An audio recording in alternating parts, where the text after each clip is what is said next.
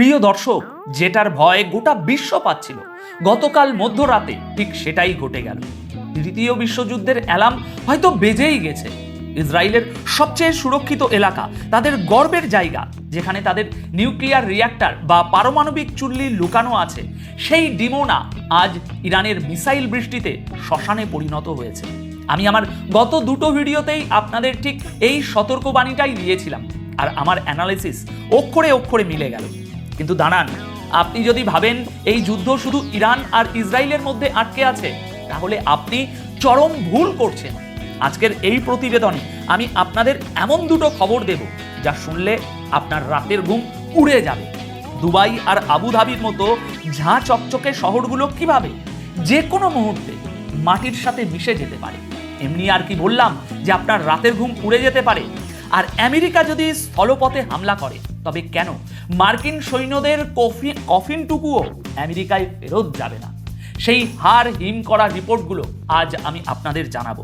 তাই ভিডিওর একটা সেকেন্ডও দয়া করে স্কিপ করবেন না দর্শক, কারণ আজকের এই কয়েকটা মিনিট আপনাকে পরিষ্কার বুঝিয়ে দেবে আগামী কয়েক সপ্তাহে পৃথিবীর মানচিত্র আর বিশ্ব অর্থনীতি কতটা ভয়ঙ্করভাবে বদলাতে চলেছে।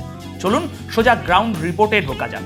দেখুন, গতকাল 21শে মার্চ 2026 রাতের এই চাঞ্চল্যকর ভিডিওগুলো গোটা বিশ্বকে একেবারে নাড়িয়ে দিয়েছে।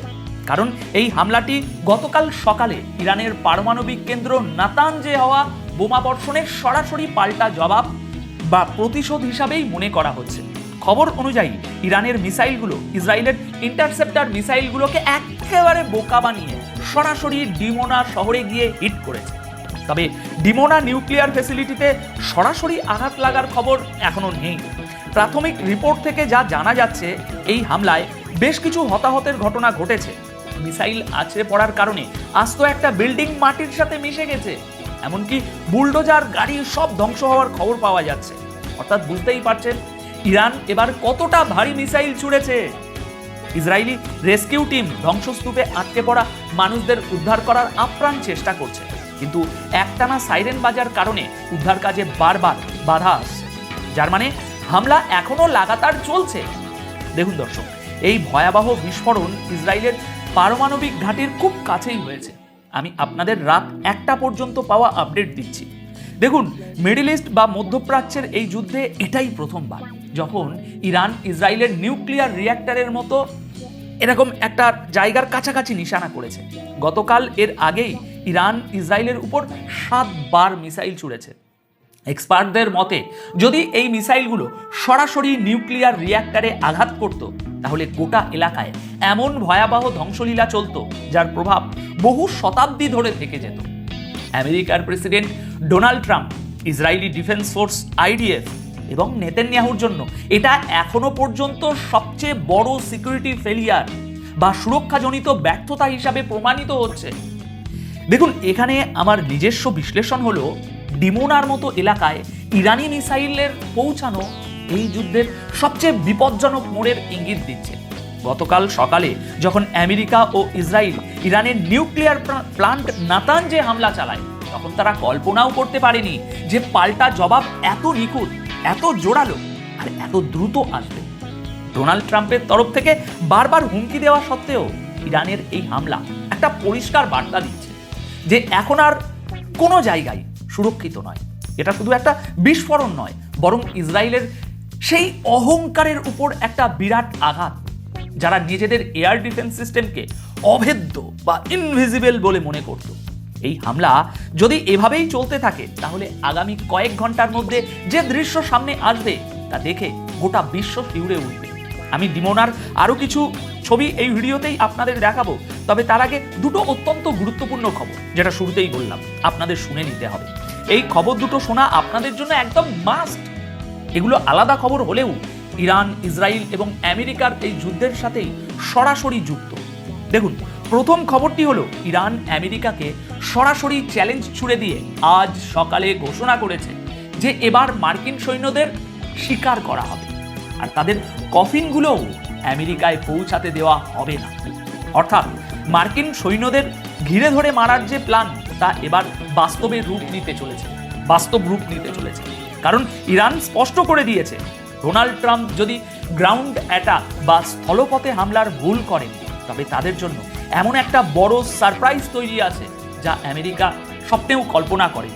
আজ 22শে মার্চ 2026-এর রিপোর্ট অনুযায়ী ইরানের সেনা আধিকারিকরা আমেরিকাকে এই খোলা চ্যালেঞ্জ জানিয়েছে। খবর অনুযায়ী তাসনিম নিউজ এজেন্সির সাথে কথা বলার সময় ইরানের এক সামরিক সূত্র জানিয়েছে যে ইরানের মাটিতে স্থলপথে হামলা তাদের কাছে রেড লাইন।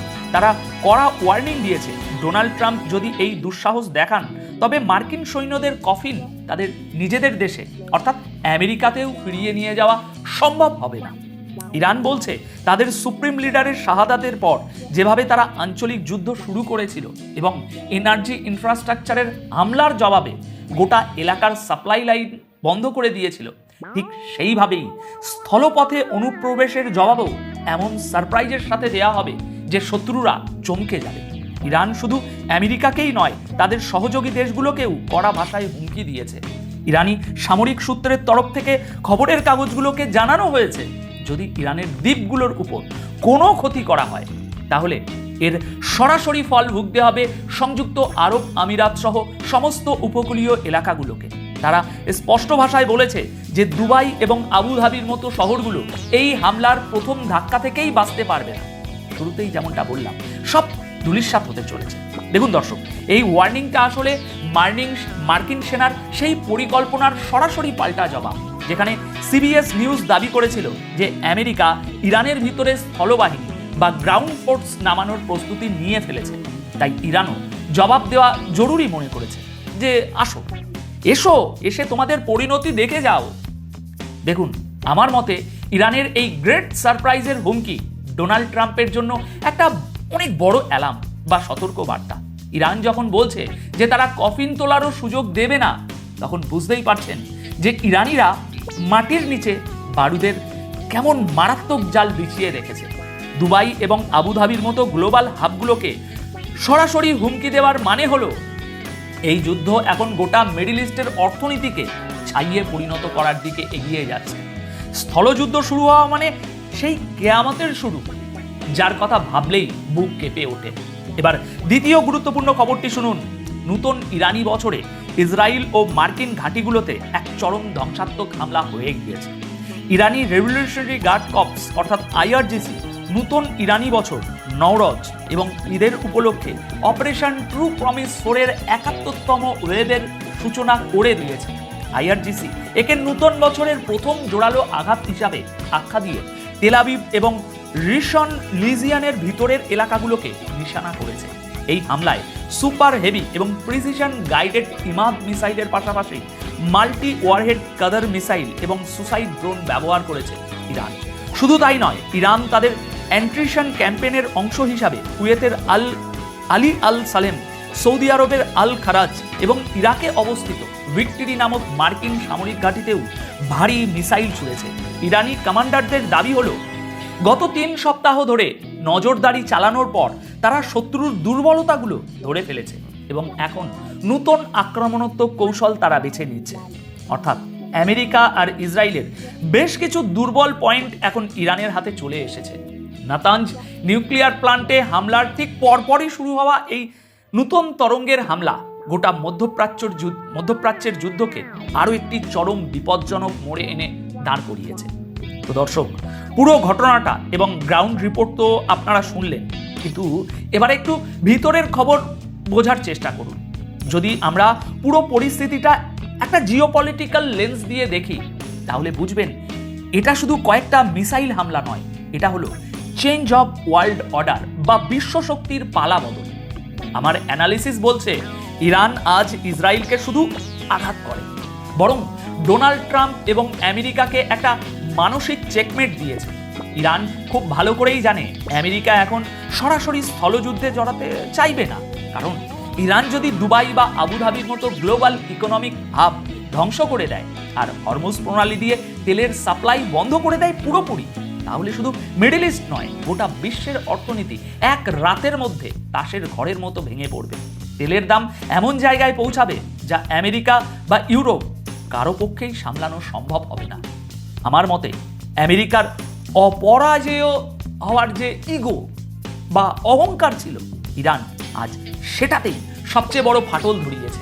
এখন ডোনাল্ড ট্রাম্প যদি ইগোতে আঘাত লেগে ভুল পদক্ষেপ নেন, তাহলে আমেরিকা এমন এক চোরা বালিতে পা দেবে যেখান থেকে বেরোনো হয়তো আগামী কয়েক দশকেও তাদের সম্ভব হবে না। আন্তর্জাতিক কূটনীতিতে একটা কথা আছে, যুদ্ধে শুধু অস্ত্র জেতে না, জেতে স্ট্র্যাটেজি। আর এই মুহূর্তে দাঁড়িয়ে আমার মনে হচ্ছে ইরান স্ট্র্যাটেজিক্যালি অনেকগুলো কদম আগে হাঁটছে। এখন আপনাদের কি মনে হয়, আমেরিকার কি একটু পিছিয়ে আসা উচিত, নাকি পরিস্থিতি আরো ভয়াবহ রূপ নিতে চলেছে? একজন সচেতন দর্শক হিসাবে আপনাদের মতামত কমেন্ট বক্সে অবশ্যই জানাবেন। ভালো থাকবেন, সুরক্ষিত থাকবেন। দেখা হচ্ছে ঠিক পরের ভিডিওতে। ধন্যবাদ আপনাদের সকলকে।